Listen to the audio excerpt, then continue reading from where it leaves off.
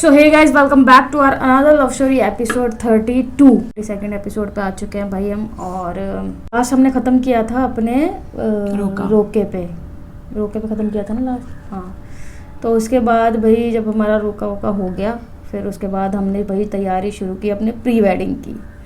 और pre wedding करने के लिए हम लोग लोकेशन ढूंढ रहे थे कि कौन सी लोकेशन पे हम लोग अपनी प्री वेडिंग शूट करवाएंगे। उसके लिए हमने बहुत सारी जगह ढूंढी। सबसे पहले हमने उत्तराखंड देखा, उत्तराखंड में कि भाई उत्तराखंड में कर लेंगे, या फिर जैसे रामनगर हो गया, जिम कॉर्बेट हो गया, इस साइड कर लेंगे। फिर हमारे दिमाग में आई कि चलो हरिद्वार ही कर लेते। फिर हमारे एक बार माइंड में ये भी आया था कि हम लोग मुंबई में ही करेंगे। हाँ, कि मुंबई में ही मतलब शूट कर लेंगे, तो पहले ही चले जाएंगे मुंबई, तो प्री वेडिंग वगैरह वहीं पे शूट करके फिर उसके बाद शादी। नहीं, पहले तो प्लान नहीं किया था हमने मुंबई में शादी का। रामनगर में विला देखा था, याद करो। तो वो तो बहुत बात की बात है। ये तो सागर ने सजेस्ट किया था कि वहीं पे क्यों नहीं कर लेते। ये तो बहुत बात की बात तू है। बता, मैं भूल जाती हूँ। तो भाई जो प्री वेडिंग हम लोग प्लान कर रहे थे, प्री वेडिंग तो मतलब करनी ही थी। ये तो हमारा पहले से डिसाइडेड था कि भाई शादी करेंगे, मस्त प्री वेडिंग करेंगे, और जितने भी रीति रिवाज होती है शादी की वो सारी करेंगे। ये तो पहले से हमारा डिसाइडेड था। लेकिन प्री वेडिंग के लिए क्या हुआ कि हमको आ रहा था कि भाई एक बजट भी क्योंकि चाहिए था हमको प्रॉपर, क्योंकि फाइनेंशियली हम लोग इतने ज़्यादा भी वो नहीं थे कि बहुत ज़्यादा आता पैसा आ रहा है कि भाई चलो। और हमने फैमिली से तो कोई फाइनेंशियली ऐसे कभी भी हेल्प नहीं ली, तो वो तो टाइम ही आप छोड़ दो। तो उस टाइम पे क्या हुआ कि यही था कि भाई मेन बजट की प्रॉब्लम, और दूसरा कि लोकेशन क्या चूज़ करें। फिर हमको ये था कि इस लाइन में अपन पहली बार जा रहे थे शादी वाली उसमें, और किसी का भी एक्सपीरियंस हमारे पास नहीं था, मतलब किसी के अटेंड करने का इस टाइप की शादी। क्योंकि मुझे लगता है कि पहली शादी शायद हम ही कर रहे थे ऐसे इस तरीके से। तो हुआ ये कि फिर हमने ना जैसे ही बजट वगैरह लिए एक दो जगह के, तो भाई बजट जा रहे थे बहुत हाई, और हमने उतना एक्सपेक्ट किया नहीं था कि भाई इतने ज़्यादा बजट जा रहे हैं। फिर उसके अलावा और भी चार्जेस होते हैं, मतलब कि ट्रैवल चार्जेस और स्टे का चार्ज, वो सब कुछ आपको ही बेयर करना पड़ता है। तो भाई वो हमारे लिए काफ़ी ज़्यादा ना ऐसे हेक्टिक हो गया कि यार इतना पेनफुल होगा, कैसे मैनेज करेंगे। तो इसी चक्कर में भाई हमारा फाइनली बात हुई घर से। बोला कि मतलब ऐसे बताया इन्होंने शादी के बारे में कि भाई ऐसे शादी कर रहे हैं हम लोग और हमको प्री वेडिंग शूट करानी है। तो इन्होंने फिर पूरा ही सिनेरियो बता दिया कि ऐसा है, और जो भी चीज़ें हुई, और जो भी हम आगे प्लान कर रहे थे, जो भी हमारा बजट था, जो भी चीज़ें थी, वो हमने सारी चीज़ें सागर के साथ डिस्कस कर ली, क्योंकि हमको पूरा वेडिंग का भी वो करना था। तो फिर वहाँ से ये उठी कि वेडिंग का वेन्यू क्या रहेगा, या प्री वेडिंग कहाँ कराना चाहते हो। तो फिर सागर ने हमको सजेस्ट किया कि तुम यहाँ पर आओ, राजस्थान में आओ प्री वेडिंग के लिए। तो हमने बोला कि अच्छा वहाँ पे। फिर हमें उसके मतलब लिए कुछ रेफरेंस वीडियोस भेजी उन्होंने, जो मुझे एक वीडियो बहुत अच्छी लगी। दोनों को ही हमें एक वीडियो बहुत पसंद आई थी। वेस्टर्न थीम पे थी वो, और बड़ा अच्छा था, मतलब लोकेशन वगैरह, शूट तो उनको पहले से पसंद था उसका। और इन्होंने मेरे को पहले ही ये चीज़ बोल दी थी, ये भी बता दूं मैं, जब हम साथ में रहने लगे थे, कि शादी जब करेंगे ना तो शूट तो सागर ही करेगा, ऐसे करके। मैंने बोला ठीक है। तो ऐसे करके भाई बात हुई। तो लोकेशन के लिए ऐसे हमने वहाँ पे एग्री किया कि चलो ठीक है, राजस्थान में लोकेशन कर लेंगे। तो उसके बाद फिर क्या हुआ कि नॉर्मली हम तो घर में ही थे, मतलब मम्मी के घर पे रह रहे थे उस टाइम पे। तो हम क्या करते हैं, मैं इनको बोलती, मैंने कहा डुग्गू अभी आप ऐसे प्लान कर रहे हो, और हाँ हमने प्लान किया अक्टूबर मंथ के लिए, ये भी है, हमने अक्टूबर मंथ चूज किया। मैं एक चीज और बताना चाहती हूँ यहाँ पे, ये जो शादी की प्लानिंग है ना बहुत मतलब ऐसे बातों में हो गई। हाँ। समझ रहे हो, बातों से कहने का मतलब है हमारा कि हमने कोई ऐसे बहुत डीप डिस्कशन नहीं किया, क्योंकि इतना सब जो हमारे साथ पास्ट में चीजें हुई, उसके बाद तो इंसान हिल जाता है यार, मतलब उसका दिमाग नहीं चलता। और है ना, मैं कहीं ना कहीं ये मानती हूँ कि मतलब ये जो पूरा शादी करने का पूरा भी जिसको बोलते हैं ना एकदम मतलब जोर लगाना, वो सारा इसी ने ही लगाया था। इसी ने लगाया सब, मतलब था मेरा कि मतलब मेरे को तो माइंड में ना, जब हम डिस्कशन भी कर रहे होते थे ना शादी की, जैसे गैस लिस्ट बना रहे हैं, क्योंकि गैस लिस्ट हमने बहुत पहले भी बनाई थी एक बार, बहुत पहले। तो हम जब बना रहे होते ना, जब मैं बना रही थी गैस लिस्ट के साथ बैठ के, तो भी मेरे माइंड में ना ऐसे ही चलता था कि यार पता नहीं होगी नहीं होगी, चल ठीक है इसकी खुशी के लिए बना लेती हूँ। मैं सही बता रही हूँ, ये बात मैंने इसको अभी तक नहीं बताई। जब हम वो कर रहे होते थे ना, फिर कोई भी तैयारी, लेकिन वो ना पता ही नहीं चला टाइम कैसे निकल गया, कैसे हम उस मुकाम तक पहुँच गए कि हमने मतलब सारी चीज़ें कर ली, शॉपिंग भी कर ली, सब कुछ कर लिया, ठीक है। और फिर मतलब हमने शादी भी कर ली, प्री वेडिंग भी हो गई, सब कुछ हो गया। तो मतलब वो जो जहाँ से हमने शुरू किया था और जहाँ तक हमारी शादी हुई ना, इवन शादी होने तक के बाद भी मेरे को है ना नहीं था विश्वास कि ये मतलब एकदम से चीजें कैसे हो गई कंटिन्यू। अब जो तुमने बोला ना कि सारी इसकी एफर्ट्स थी, अब यहाँ पर वो कोई है ना, जो सच्चाई है वो है ही यार। 11 मुंह वाले नाग कोई बात नहीं, जो है सच्चाई वो है। 11-20 उसमें उसमें कोई मतलब उसमें कोई मैं वो ये पीछे नहीं बोलेंगे कि हटूंगी। ये क्या बोलते हैं, पायल तो चाहती नहीं थी शादी करना इससे। कोई बात नहीं, कोई बात नहीं, बोलने दो। तो भाई शादी ऐसे- करना चाहती थी मैं, एफर्ट्स की बात कर रही हूँ। शादी तो मैं करना चाहती थी, लेकिन एक बंदे के दिमाग में चलता रहता है ना यार कि कैसे होगी। ये जो क्वेश्चन था ना, ये मेरे माइंड में हमेशा था कि कैसे होगी। ना तुम फाइनेंशियली स्ट्रांग हो उस टाइम पे, ना तुम्हारे हाथ में पैसा है। वो आगे आगे आपको बताएंगे कि हमें खुद नहीं पता चला कि भाई वो हो कैसे गया। तो फाइनली ये सब डिसाइड हुआ, और अभी बात चली कि भाई हम शादी मतलब कहाँ पे करेंगे, कैसे करेंगे, ये सारी चीज़ें भी हमारे डिसाइड हो रही थी। तो हम ऐसे ही बैठे गेस्ट लिस्ट बना रहे थे, कॉपी ली मस्त। वो कॉपी हमारे पास आज भी है, कॉपी ही बोलूँगी मैं उसको, क्योंकि वो एक नॉर्मल एक कॉपी थी, कोई डायरी नहीं थी। तो हम लोग उसमें सबसे पहले हमने शुरुआत की गेस्ट लिस्ट बनाने से। तो हमने जो अपनी सबसे पहले गेस्ट लिस्ट बनाई थी, उसमें हमने और भी फ्रेंड्स को रखा था, मतलब जो मेरी तरफ के कुछ दोस्त थे, कुछ इनके तरफ के कुछ दोस्त थे, है ना, मतलब कि इनके कॉलेज के और वैसे वर्क प्लेस के। फिर हमने जब वो गेस्ट लिस्ट बना ली, वो 50 के अबव थी। फिर उसके बाद हमको ये लगा कि यार मतलब कि इन्होंने बोला कि ऐसा ना हो कि फिर सारी कम्युनिटी मतलब मिक्स हो जाए, किसी को आपस में प्रॉब्लम क्रिएट हो, कोई मतलब एक होता है ना कि यार आपको अपने दोस्त के बारे में पता है, लेकिन कभी आप, क्योंकि ये खुद भी कभी इतना ओपन अप होके नहीं आए थे किसी के सामने डायरेक्टली, इन्होंने कभी एक चीज़ एक्सेप्ट नहीं की थी कि मेरा ऐसा ऐसा इंटरेस्ट है और मैं ऐसे मेरा फीमेल्स में इंटरेस्ट है। तो ये चीज़ कभी इन्होंने ओपन अप होके नहीं बताई थी। तो वो एक हो जाता है ना कि यार कुछ प्रॉब्लम्स ना क्रिएट हो जाए, क्योंकि शादी भी एक ऐसी हो रही थी जिसमें लगी रहा था कि कुछ ना कुछ प्रॉब्लम तो नहीं आ जाएगी, कहीं ये तो नहीं हो जाएगा। फिर दूसरा, खुद से ही प्लानिंग कर रहे हो आप, खुद से ही सारी चीज़ें आपको करनी है, तो फिर और ज़्यादा एक रिस्पॉन्सिबिलिटी आ जाती है कि भाई कैसे कैसे क्या करना है। और हमें बहुत ज़्यादा लोग मतलब वो बताएंगे आगे कि कैसे तो ये सब चीज़ें हुई। उसके बाद हमने क्या किया कि हमने वेन्यू देखना शुरू किया। गेस्ट लिस्ट बना ली, उसके बाद हमने वेन्यू डिसाइड किया कि चलो वो गेस्ट लिस्ट भी 1000 बार चेंज हुई होगी भाई, वो फाइनल नहीं हुई है। फिर उसके बाद हमने वेन्यू जब देखना शुरू किया, तो फिर से हमने शुरुआत जो की थी वो हमने की थी रामनगर से, जिम कॉर्बेट से। और फिर जब हमने जिम कॉर्बेट में फाइंड आउट करना शुरू किया, तो वहाँ पे तो ज़्यादातर विला ही होता है। तो जब हमने विला वहाँ पे देखा, तो एक हमको बहुत अच्छा लगा। तो हमने कहा ठीक है, यहाँ पे बात करके देखते हैं, क्योंकि हमको अब आने वाली थी प्रॉब्लम इस चीज़ की कि अब ये मतलब हमको कितनी एक्सेप्टेंस मिलती है इस चीज़ के लिए। अब हमको देखना था कि सोसाइटी कैसी है, अब क्या आ रहा है उनका रिस्पॉन्स, क्योंकि अभी तक तो हमको हमारी चीज़ों से मतलब था। तो भाई हमने वहाँ पे कॉल वॉल किया, और वहाँ से फ़ोन उठाया एक लड़की ने। तो हमने उसको बताया कि भाई ऐसे ऐसे हम लोग एक वेडिंग करना चाहते हैं, और ये एक लेस्बियन वेडिंग होने वाली है, और हमको अक्टूबर की डेट चाहिए, तो क्या ये पॉसिबल है। तो वो लड़की ने पहले तो वो हंसी, फिर उसने बोला कि मैडम मजाक कर रहे हो क्या, 2 लड़कियों की शादी। एग्जैक्ट यही उसका रिस्पॉन्स था।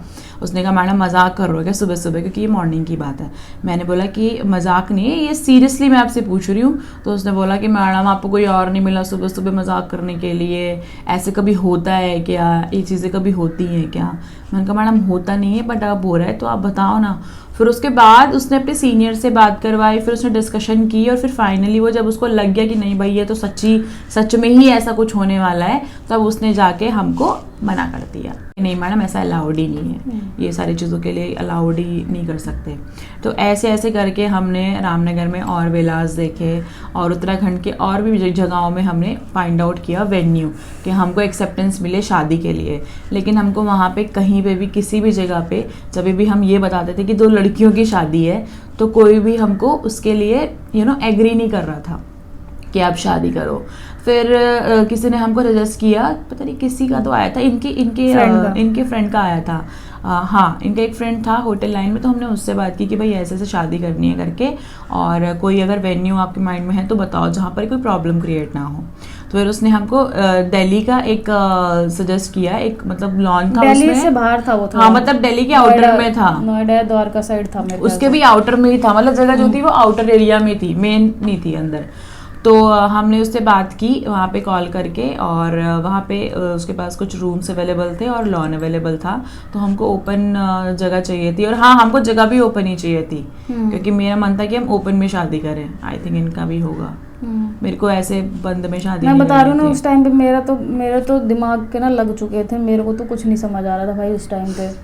ये बोल रही थी ओपन में करनी, मैं सोच रही हूँ यार ओपन का मतलब समझ रहे हो, ओपन का मतलब समझ रहे हो आप लोग? ओपन मतलब पूरा पैलेस, छोटा पैलेस तो तुम्हें मिलेगा नहीं ओपन में। ओपन मतलब बहुत बड़ा पैलेस जहाँ पे तुमने पूरा, ओपन का मतलब पैलेस तो बड़ा, साथ में उसमें जो डेकोरेशन होएगी वो भी बड़ी, वो भी ज्यादा। तो मेरे दिमाग के ना लग चुके थे कि भाई ये क्या बातें कर रही है, अकाउंट में तेरे पैसा नहीं है और तू सपने देख रही है इतने बड़े बड़े।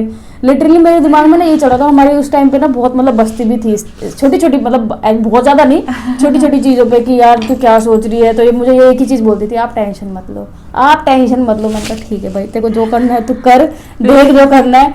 तो ऐसा ऐसा होता था। फिर उसके बाद हमारी सबसे ज्यादा जिस चीज पे बजी मतलब हम एग्री नहीं कर रहे थे एक दूसरे से। मतलब मैं तो, आपको पता ही है ना मेरे बारे में, तो मैं कह रही हूँ जितना मैं जो लोग मुझे देखते हैं उसमें से आधे लोग तो ये चीज़ मेरे बारे में जानती हैं कि भाई शादी को लेके मेरा कितना ज़्यादा क्रेज़ हमेशा से रहा है। और सबसे ज़्यादा हमारी जो डिसएग्रीमेंट हुई वो हुई शादी दिन में होगी या रात में, सबसे ज़्यादा। क्योंकि अभी ये पंजाब से बिलोंग करते हैं जहाँ पे गुरुद्वारा में शादी होती है, तो गुरुद्वारा में जो शादी होती है वो दिन में ही होती है। और मोस्टली जो वहाँ पे आपके जो रिसेप्शन होते हैं वो भी दिन में ही होते हैं ज़्यादातर, मैंने देखा है। शादी तो आप रात को कर ही नहीं सकते क्योंकि गुरुद्वारे में शादी होती है।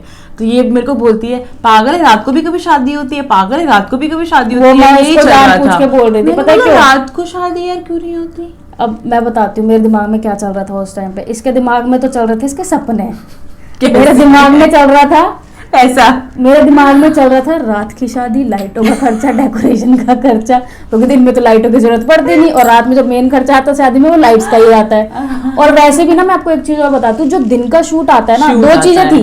एक चीज सागर ने मेरे माइंड में डाली, एक मेरे माइंड में ऑलरेडी थी। सागर ने बोला कि दिन का जो शूट आएगा ना पायल निकल के, वो बहुत शानदार आएगा, मतलब तुम उसको कंपेयर नहीं कर सकते रात से।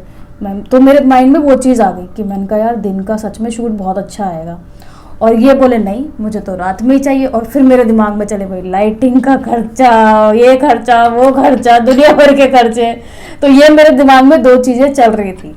चलो कंटिन्यू। तो ये सारी चीज़ों पे भाई बिगड़े ही बात कि भाई दिन के फोटोज अच्छे आते हैं, रात के फोटोज अच्छे नहीं आते, ये वो। मैंने बोला यार ये क्या बात हुई, मैं तो हमेशा से ये सपना था कि रात की शादी होएगी। अब मेरे साथ क्या प्रॉब्लम थी ना, दिन रात वाले में मेरे साथ क्या प्रॉब्लम थी, एक तो मेरे को ना मेकअप से हमेशा से ना थोड़ा अजीब लगा था कि मेकअप में ज़्यादा कभी करवाती नहीं थी।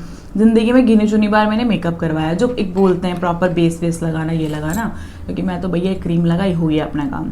तो अभी ये चीज़ थी, तो मेरे को ये था यार वो फिर थोड़ा सा हाईलाइट रहेगा। मैंने कहा नहीं यार मेरे को ऐसा थोप के नहीं आना अपने चेहरा। दूसरा मुझे सबसे बड़ी प्रॉब्लम जो लगती है गर्मी मेरी ज़िंदगी की सबसे बड़ी प्रॉब्लम है। गर्मी से मुझे इतनी इरिटेशन है कि कभी कभी मैं इनके ऊपर भी इरिटेट हो जाती हूँ गर्मी की वजह से, क्योंकि मेरे से गर्मी बर्दाश्त नहीं होती बिल्कुल भी। अभी भी जो मेरा चेहरा अगर अच्छा नहीं दिख रहा होगा तो उसका रीज़न गर्मी होगी, पंखा नहीं चल रहा और हम अंदर रूम में बना रहे, तो यहाँ पे पहले एसी चला के इसको ठंडा भी नहीं कर सकते, क्योंकि आप लोगों की राय आई थी। तो अभी हम चेंज करेंगे यहाँ से ना सेटिंग। तो भाई ये सब चीज़ें चल रही थी, तो इस चक्कर में ये सब हो गई बातें। तो मैंने इनको समझाया, डुग्गू मेरी बात सुनो ना, देखो जो मेहंदी हल्दी होगी वो तो दिन में ही होगी ना, वो तो दिन का ही फंक्शन होगा, तो कम से कम एक तो फंक्शन रात का रहने दो। डुग्गू शादी तो कम से कम रात की रहने दो, हम ज़्यादा लाइटें लगवा लेंगे तो अच्छी फोटो आएगी। मैं कन्विंस करे जा रही हूँ, और ये मेरे को बोला बाबू जो नेचुरल सनलाइट में फोटो आती है ना, देख वो लाइट में नहीं आ सकती। तो मेरा भी दिमाग थोड़ा डोल रहा था यहाँ पे कि यार ये सब मेरे को कन्विंस करने में लग रही थी कि भाई सागर का भी उधर से कि दिन में फ़ोटो अच्छी आती है। मैंने कहा यार ये कैसे यार, फ़ोटो के चक्कर में मैं अपना ड्रीम थोड़ी छोड़ दूंगी कि मुझे रात की शादी चाहिए। मैंने कहा यार दिन में धुआं उड़ता हुआ, मेरी इमेजिनेशन दिन में धुआं उड़ता हुआ कितना रात में तो बहुत अच्छा लगा। तो वो तो भाई हवा चल रही थी, तो मेरी गति थोड़ी ना थी कि मटकों से धुआं ऐसे फैल गया कि मैं ब्लर हो गई। तो मैं ये सारी इमेजिन, मैंने कहा वो फूलझड़ियों से चलेंगी साइड में। तब तक मेरे को पता नहीं था कि भाई इसको वो कहते हैं कोल्ड पायरो, हमको तो पता है साइड में फूलझड़ियों से चलेंगी जब तुम्हारा भाई एंट्री करेगा। तो ये सब भाई तामझाम मेरे माइंड में चल रहा था। ठीक है, अब उसके बाद हमने कहा कि भाई शादी है तो फिर कोई परफॉर्मेंस भी होनी चाहिए, और परफॉर्मेंस होगी हमारी। हमने एक लिस्ट बनाई उसमें प्रॉपर गानों की कि ये गाने जो मैंने व्लॉग में दिखाई थी। हाँ, जो इन्होंने पूरा दिखाया था कि ऐसे मेहंदी लगा के रखने वाला वो गाना आएगा, ऐसे आएगा, उसमें ट्यून बजेगी DDLJ वाली। मैंने कहा डुग्गू ये तो बहुत ही फिल्मी हो गया, ऐसे वाला नहीं करेंगे हम। तो ऐसे से करके हमने वो पूरा गाना बना दिया। अरे वो तो बता दे पहले, दिल्ली में जो जिससे बात हुई थी बता रही हूँ ना, अभी वहीं आ रही हूँ। तो ऐसे से करके भाई हमारी ये चीज़ हो गई कि चलो गाना एक पूरा बना दिया, इसकी मिक्सिंग करवाएंगे और इस पर हम प्रैक्टिस करेंगे डांस की। ये प्लानिंग चल रही है हमारी हरिद्वार के बैठे हुए हमारे घर के अंदर। ठीक है, फिर उसके बाद जैसे ही भाई वो इन्फॉर्मेशन आई उसकी, जो हम दिल्ली के लिए बात कर रहे थे जहाँ पे शादी करनी थी, तो उससे हमारी बात हुई बंदे से। तो हमने उसको प्रॉपर बताया कि ऐसा ऐसा है, शादी ऐसे ऐसे है और हमको अक्टूबर की डेट्स चाहिए, डेट्स हम आपको कंफर्म कर देंगे, क्योंकि डेट्स में थोड़ा सा कन्फ्यूजन था कि क्या रखनी है। फिर उसके बाद ना उसने हमको ना एक चीज़ बोल दी, बस बोलता है कि मतलब ऐसे ऐसे करके फेयर बता दिया 2 दिन का, और जो भी था वो बता दिया, और मैं आपको बाकी खाने वाने का, डेकोरेशन वाले का सबका नंबर दे दूंगा, तो आप यहाँ से भी करा सकते हो और अलग से भी करा सकते हो। तो हमने कहा ठीक है, बट उसने ये बोला कि देखो मैं आपको मतलब अलाउ तो कर रहा हूँ, लेकिन अगर कल के टाइम पे कुछ भी प्रॉब्लम आती है ना अगर उस टाइम पे, तो मैं उसके लिए रिस्पॉन्सिबल नहीं हूँ। तो उसने जो ये बात बोल दी ना, तो वो ना हमारे ना माइंड में खटक गया कि यार इसने ये बात क्यों बोली कि अगर कोई प्रॉब्लम आती है तो मैं रिस्पॉन्सिबल नहीं हूँ। फिर हमने ना कुछ लोग थे जिनसे हमने पूछा, कुछ मेरे साइड के थे, कुछ उनके तरफ के थे, तो होटल लाइन वाले भी थे, तो हमने उनसे बात की। तो हमने उनसे पूछा कि भाई ऐसी ऐसी करके बात बोली है, उसने ऐसा क्यों बोला, इस तरीके की चीज़ें, मतलब क्योंकि कभी आपको ये बात नहीं बोलेगा। तो फिर वहाँ से हमको समझ में आया कि भाई ये लोग खुद ही ऐसे पुलिस में कॉल वॉल करके और आपको इनडायरेक्टली परेशान करवाते हैं, और फिर वो आपसे पैसे वैसे मांगते हैं, ऐसे ऐसे करके ये करते हैं। तो अब हम इस चीज़ को ले कर नहीं सकते थे, क्योंकि वो शहर हमारे लिए नया, वहाँ पे हमारा कोई है नहीं, लोग नहीं, तो फिर हमको नहीं लेना था रिस्क। तो हमने कहा नहीं यार ऐसे तो यहाँ तो नहीं जा सकते यार, ये तो सेफ साइड नहीं है, ये तो सेफ जगह नहीं है। फिर इन सारी चीज़ों को देखते हुए हमने कहा यार छोड़ो, फिर हमारा ये प्लान ड्रॉप हुआ। फिर हमने सागर से बात की कि भाई ऐसे ऐसे हो रहा है, तो वहाँ का प्लान तो नहीं रख सकते। फिर ऐसे करते करते करते करते हमने यहाँ पे हमारा बजट चल रहा था हमारी शादी की शॉपिंग का। ठीक है भाई, हमने प्री वेडिंग की शॉपिंग का कोई बजट नहीं बनाया। मैंने कहा मेरे पास तो 1 पीसेस हैं ही बहुत सारे, इनके पास भी कपड़े हैं, बना लेंगे, उसी में हो जाएगा शूट वूट। हमको यहाँ पे कोई आइडिया नहीं था कि भाई हमारे यहाँ पे लगने वाली है, हमको ये बिल्कुल नहीं लगा था। और हमने 20,000 में शादी की सारी शॉपिंग कर ली। 25-30,000 मेरे हिसाब से, 25 से 30,000 टोटल, हल्दी मेहंदी संगीत शादी पूरा निपटा दिया 25 से 30,000 में। कि किताबों में निपटाया, किताबों में निपटाया। वही किताबों की बात कर रही हूँ कि जो बजट बना रहे थे उसमें हमने निपटा दिया कि भाई चलो निपट गया, इतने में ये हो गया, इतने में ये हो गया, चलो कपड़ों का तो हो गया भाई, इतने पैसे चाहिए इसमें। तो फिर अब भाई आती है इन सारी चीज़ों के बाद क्या बोलते हैं वेन्यू की बारी फिर से। तो हम फिर से परेशान किए यार क्या वेन्यू होना चाहिए, क्या होना चाहिए। और मंथ हम चाह रहे थे अक्टूबर ही हो, हम लोग ज़्यादा लेट नहीं जाना चाहते, क्योंकि जो अक्टूबर का सीज़न होता है वो बहुत ज़्यादा वो नहीं होता, मतलब एक बोलते ना इसमें बहुत ज़्यादा शादियाँ नहीं होती। तो हमको ये था कि अगर हम इसमें जाएंगे तो हमको जो वेन्यू है वो बहुत कॉस्टली नहीं मिलेगा, टू बी वेरी ऑनेस्ट। और हम ऐसी डेट्स में जाना चाहते थे जो वीकेंड डेट्स ना हो। फिर हमारे माइंड में एट दी एंड आया लोनावला, पहले मुंबई आया। फिर हमने मुंबई में जब जगहें देखनी शुरू की तो भाई मुंबई में हमको समझ में नहीं आ रहा था, क्योंकि हमको क्योंकि वहाँ पे अगर होटल मिल रहे थे या फिर लॉन मिल रहा था तो लोग जो बुलाएंगे उनको कहाँ ठहराएंगे, समझ रहे हो। अगर उनको होटल्स में ठहरा है तो हम तो अपनी किडनियाँ दे के भी पीछा नहीं छुड़ा पाएंगे कि भाई कैसे ही हो पाएगा, क्योंकि पैसा उतना नहीं है अपने पास। फिर उसके बाद हमने मुंबई का तो भाई ड्रॉप कर दिया कि नहीं यार मुंबई नहीं। फिर हमने पता लगा कि लोनावला में ना मतलब विला होते हैं 4 BHK 6 BHK ऐसे बड़े बड़े विलाज होते हैं, और उसमें लॉन भी होता है। तो वहाँ पे वो पूरा ही एक आता है आपके पास बन के, मतलब जितना भी होगा 30,000 40,000 50,000 पर डे का, तो ये सब होता है। तो हमने कहा कि ठीक है, तो हमने वहाँ पे विलाज ढूंढने शुरू कर दिए। तो हम यहाँ से बैठ के वहाँ पे विला ही देख रहे हैं, चलो विला हो गया। फाइनली एक विला जो था 6 BHK जहाँ पे हमने शादी की भी है वो हमको पसंद आया, वो हमारे थोड़े बजट में भी आ रहा था। और हमने वहाँ पे हमने शादी की जो डेट्स निकलवाई थी वो 3, 4 या फिर 4, 5 ऐसे हो रही थी, मतलब कि जो 3 और 4 वाली डेट थी उसमें सैटरडे संडे पड़ रहा था। फिर उसके बाद हमारे पास अगली डेट थी 4 और 5। तो हमने डिसाइड किया कि हम 4 और 5 मतलब कि 4 तारीख की शादी रखेंगे और 5 को हम वहाँ से निकलेंगे, ऐसा वाला। तो भाई अब ये हुआ, ये नहीं 2 और 3 सच 2 और 3 2 और 3 ये डेट थी। 2 और 3 में पड़ा था सैटरडे संडे। तो फिर हमने इसको 2 और 3 को हटा के 4 और 5 कर लिया कि भाई 4 तारीख को शादी करेंगे, 2 दिन पीछे के हटा दिए सैटरडे संडे वाले। फिर अब इसमें क्या हुआ कि ये डेट्स हमने रखी और फिर हमने विला वाले को सारी इन्फॉर्मेशन दी। हमने उसको सबसे पहले बताया कि भाई ऐसे ऐसे है, शादी जो है वो 2 लड़कियों की होने वाली है, अगर आपको कोई भी ऑब्जेक्शन है तो आप अभी क्लियर आउट करो, ऐसा नहीं है कि उस टाइम पे कोई प्रॉब्लम क्रिएट हो रही है। तो उसने बोला कि नहीं ऐसा कुछ प्रॉब्लम नहीं है और इन सब से मुझे कोई फ़र्क नहीं पड़ता। हमारी डायरेक्ट ऑनर से ही बात हो रही थी इन सारी चीज़ों को लेके। तो हमने पूरी बात की, फिर हमने पूरा विला वगैरह देखा। उसके बाद हमने एक इवेंट मैनेजर से बात की जिसने हमारी शादी पूरी की थी, कराई थी, वहाँ पे पूरा जो भी मैनेज था वो उसने किया था। फिर उससे हमारी भाई बजट को लेके काफ़ी बार झड़प हो गई। वो कभी कुछ बजट बना रहा था, कभी कुछ बना रहा था। तो हमारी 1-2 बार उससे बात हो गई किसी मिसअंडरस्टैंडिंग के चलते, क्योंकि उसने कोई बजट बना के भेजा लेकिन उसको कोटेशन नहीं भेजा। तो हमको ये था कि यार जो बजट इसने बताया है और कोटेशन उसका भेजा नहीं है, तो वो ने कहा ऐसा नहीं है कि कल के टाइम पे मुकर जाएगी, मैंने कोटेशन तो आपको इतने का दिया और आपने हमको इतना पे कर दिया। मतलब कोटेशन उसने ज़्यादा का बना के भेज दिया था, लेकिन वर्बली उसने बोला कि मैं इस पर इतना कम कर दूंगा।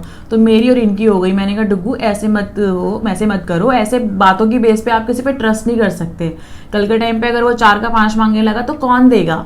मतलब ये एक एग्जाम्पल के तौर पे बात हो रही थी। तो फिर इस चीज़ पे हमने उसको फिर प्यार से बात की कि देखो भैया ऐसा ऐसा है, हम लोग वहाँ के लिए नए हैं, तो आप हमको प्रॉपरली कोटेशन भेजो कि भाई इतना इतना लगना है, ताकि हम भी उसके लिए प्रिपेयर रहें।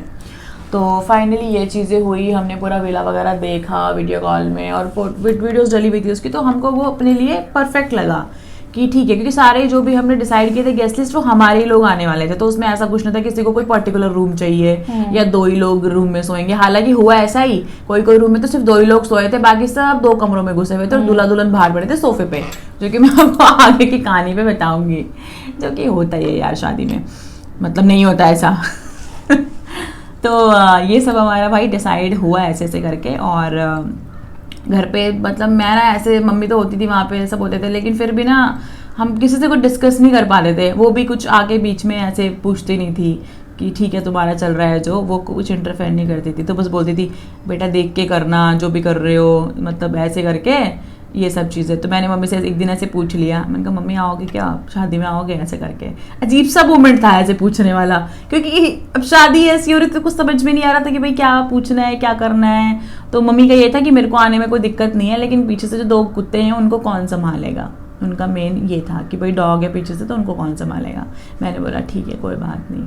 और कई बार पीछे से ऐसा भी हुआ कि हम कुछ प्रिपरेशन करते थे, कुछ बातें करते थे, कुछ डिस्कशन करते थे, किसी रीति रिवाज पे बात कर रहे हैं कि ये करवाने हैं, तो हम आप भी रोने भी लग जाते थे बहुत बार कुछ चीज़ों पे। मतलब ये जो पूरा तैयारी हुई ना इस तरीके से चली, रोने धोने से लेके इमोशनल मूवमेंट से लेके, क्योंकि मेरे को मेरी शादी ऐसी चाहिए थी कि प्रॉपर मेरी बारात आए, प्रॉपर शादी हो के मैं घर जाऊँ, मेरा गृह प्रवेश हो, और लाइक सबके मुझे लगता है बेसिक ये चीज़ें रहती होंगी, तो मेरा भी कुछ वैसा ही था। फिर ऐसा हुआ। फिर उसके बाद हमने सोचा कि फिर हमारे ना ऐसे हुआ कि भाई शादी वहाँ कर रहे हैं तो आगे के लिए क्या प्लान है, आगे के लिए कहाँ रहना है, कहाँ स्टे करना है, आगे की लाइफ को कैसे ले जाना है। तो इन्होंने मुझे बोला कि देख मुंबई से सेफ जगह और कुछ भी नहीं है, क्योंकि हम वहाँ पे रह के भी आ चुके और हमको वहाँ की चीज़ें भी पता है कैसा है क्या नहीं है। फिर हमने ब्रोकर के थ्रू वहाँ पे एक घर देखा रेंट पे, ठीक है। मतलब वहाँ पे आपको पता है कि बहुत टाइम लगता है भाई, घर वर देखने में बहुत सारी चीज़ें होती हैं। तो हम लोग बहुत सारे चीज़ों में फाइंड आउट कर रहे थे। किसी में लिफ्ट नहीं थी, कोई बहुत पुरानी बिल्डिंग थी, किसी का रेंट बहुत ज़्यादा था, किसी का डिपॉजिट बहुत ज़्यादा था। ऐसा हो रहा था कि हम बार बार वहाँ तक पहुँच के और फिर नीचे गिर रहे थे, क्योंकि हमारे पास फाइनेंशियली सपोर्ट नहीं था। तो हम बहुत ऐसे हो गए थे कि यार इतना सारा सब कुछ सर पे तो उठा लिया, बट ये कैसे होगा, घर भी लेना है, घर बसाना भी है, क्योंकि कुछ लेके नहीं आए थे, 2 बैग लेकर आए थे, तो रहेंगे कैसे, खाएंगे क्या, कुछ भी समझ में नहीं आ रहा था। फिर शादी करनी थी वो भी इस तरीके से, तो कुछ भी समझ नहीं आ रहा। तो हम टोटली कई बार तो शुरू जैसे करते ना, जैसे शुरुआत करके वहाँ तक पहुँच गए तो वापस आके कॉपी बंद कर देते थे कि यार छोड़ो।